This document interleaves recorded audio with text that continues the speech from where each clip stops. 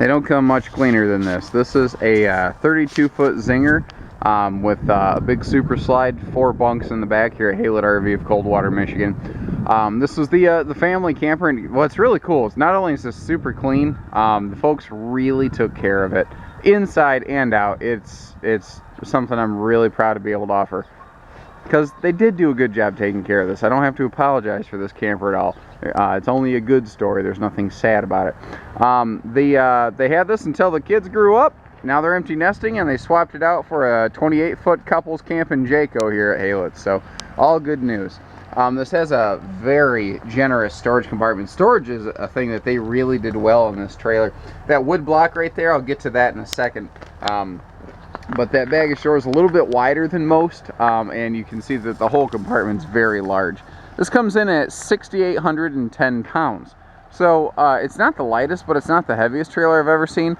But keep in mind, there is a quality on this trailer that is rarely matched in the RV business. This has 7-foot ceilings. She's 7 foot tall inside, from floor to ceiling panels, 7 foot on the button.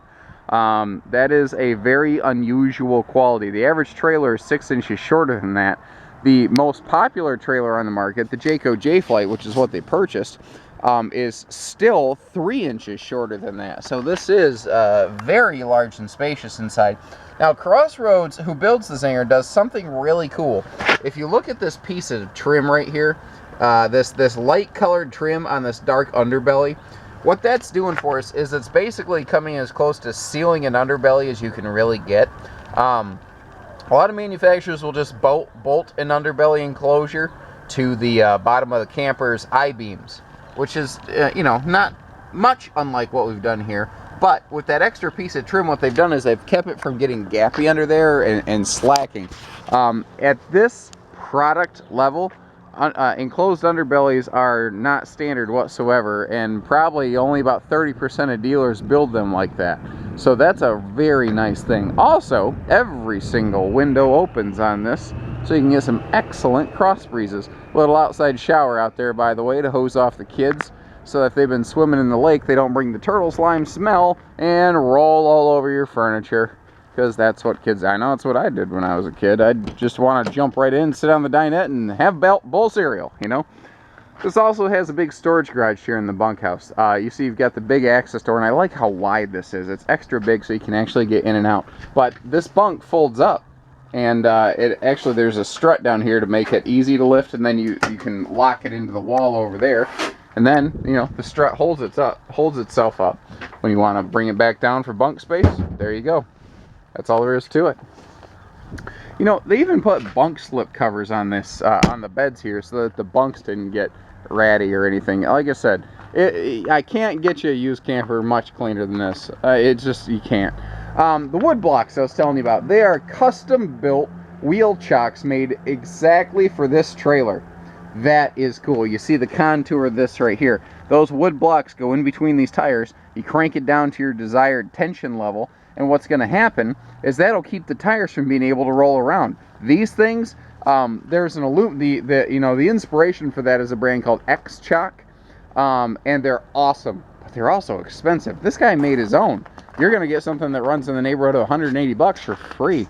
Couple neat things here. We have a extra large entry handle to make getting in and out pretty simple, and we also have a wider 30-inch entry door versus the standard 26-inch that you typically find out there. So right away, as soon as you walk inside, like I said, it's big, and I don't know how well the size is translating into video here, but I mean, she's tall. Here, hold on, let me pull off my hat. I'm 6'3". So just to give you an idea, there's almost an entire foot above my head here. Normally there are mere inches above my head. It makes a difference. They have a residential looking sofa in their Zingers here, and what I mean by that is it's nice and cushy and it looks sharp and it does sit very well, I'll give it that. But it's got these little feet on here, and that gives you the perfect little slot for like board games on a rainy day underneath there. Here also in the, well, here's another thing. Okay, let's go back to the height. It's 7 foot tall. That means we have a taller sidewall. We have a taller slide out. This slide out is walk-in height. They don't make budget-friendly family campers that have walk-in slide-outs. They just don't. You know, this is a very rare commodity. That extra height also means we can have some bigger cabinet spaces here. You see how they're able to put a shelf in where most are not. And extra storage above the microwave and below the stove where normally you're not able to get something like that. All of that adds up. The dinette has these big drawers that pull out. I kind of popped them a little ways out there to sort of give you an idea. But notice too, your drawers, they're on ball bearing glides. They're made with plywood. This is, like I said, this is a good soldier. It's like an infantry level trailer. It's the one on the ground, pounding the sands. It gets the job done, and it comes back. We've also got central air and heat, because this is not a small trailer, as I've said a few times.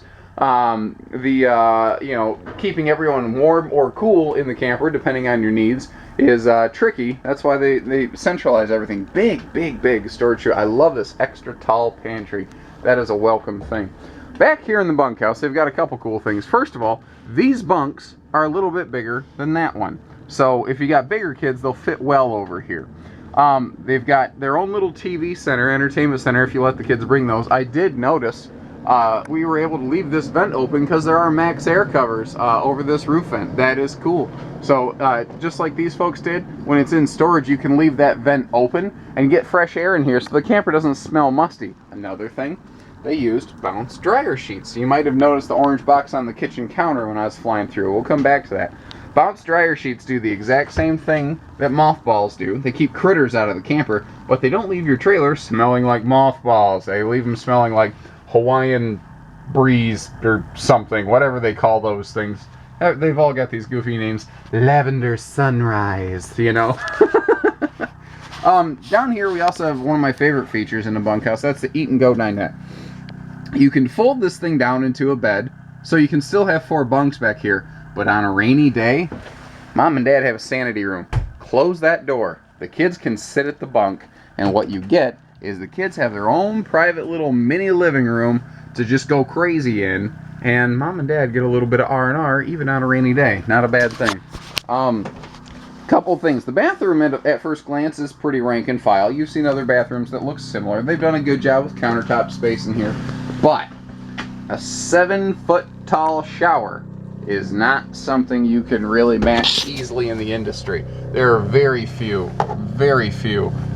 brands out there that have this level of height in the bedroom, and even a max air cover here above the bathroom as well.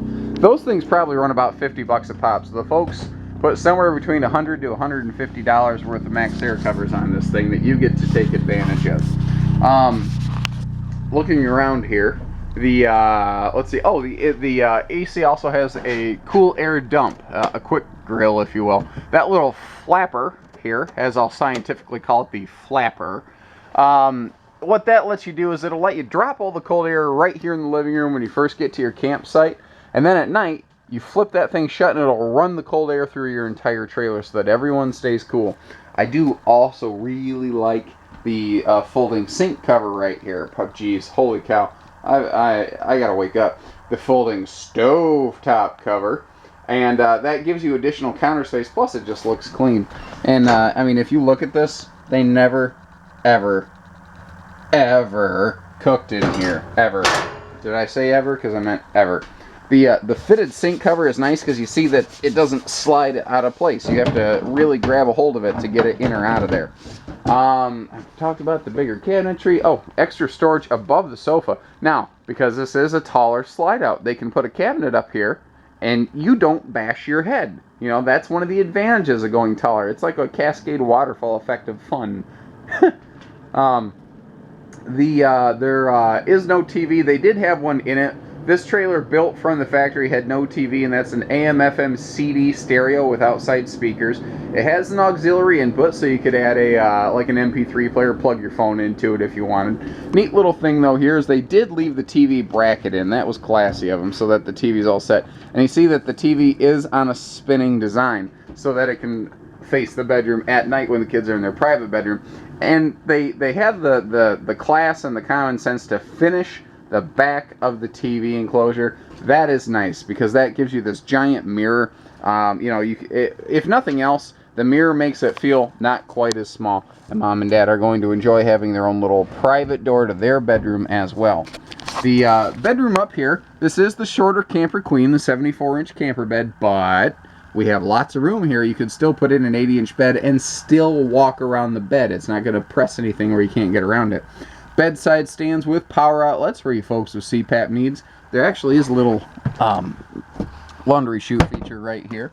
If you're wondering why they put stuff like that in campers, it's because it's hard to find a place to put your dirty clothes in a camper. So you leave your laundry basket right there. When you get back to your house, you open your baggage compartment, grab your basket, done. It's that easy. And again, going back to the fact that the trailer's taller, we have bigger overhead cabinets above the bed as compared to most things out there. You know, brand new when this was built, it had a 2-year warranty. They're only really well-built manufacturers are doing that. Industry standard is 1 year hitch to bumper. They were often double that on this trailer. And you have to understand what that means. That means that they're willing to put twice as much money on the line standing behind their product. And, you know, they did a good job. The biggest thing here is not how it was built from the factory, but the way someone took care of it. And these folks took care of their trailer.